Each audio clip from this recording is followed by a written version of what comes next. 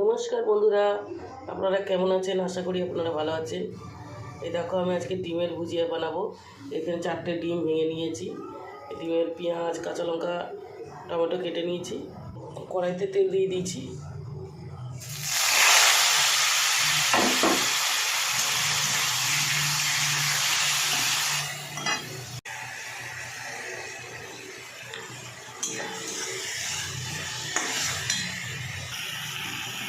ডিমটা দিয়ে দেবো।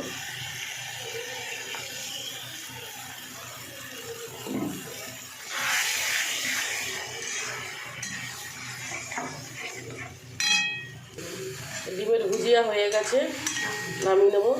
বন্ধুরা, আপনারা আমার ভিডিওটা যদি আপনাদের ভালো লাগে, আপনারা লাইক করে দেবেন, সাবস্ক্রাইব করে দেবেন, কমেন্ট করে দেবেন বন্ধুরা, শেয়ার করে দেবেন বন্ধুরা।